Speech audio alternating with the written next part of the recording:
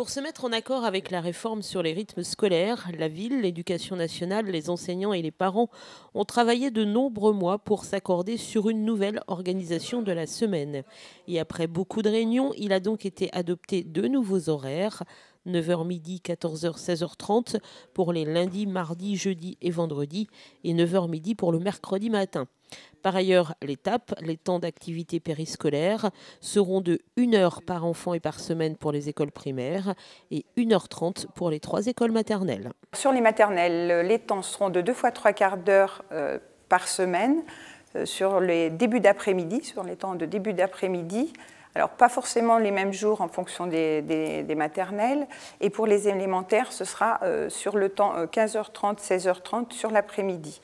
Et pas forcément le même jour en fonction des cycles, puisque ce sera pour 1 heure par semaine.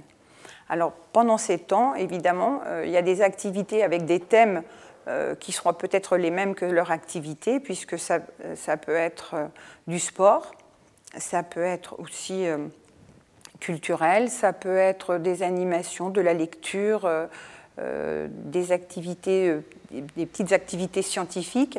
Ce sera toujours en parallèle avec leur projet d'école, mais ce sera différent, puisqu'il faut aussi, je pense, que ce soit des temps ludiques et non des temps d'activité pédagogique. Cette activité au choix seront proposées tout au long de l'année aux enfants.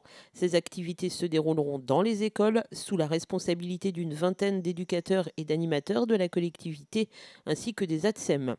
Un schéma qui a donc été long à mettre en place, mais aucune question ou crainte n'a été écartée des discussions préalables.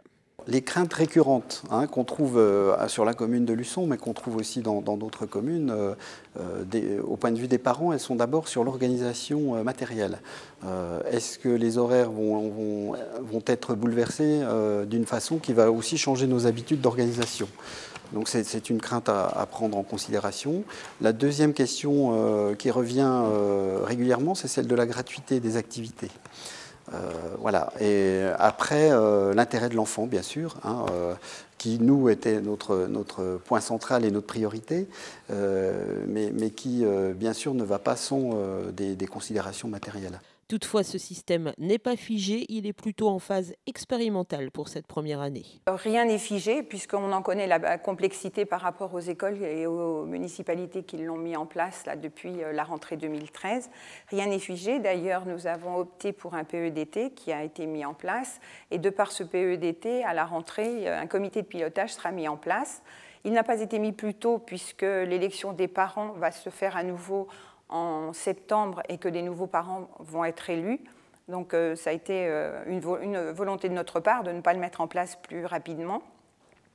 Mais ce comité de pilotage a pour but justement de faire évoluer cette réforme et bien sûr quand elle va être appliquée, s'il y a des choses qui ne fonctionnent, de pouvoir les modifier.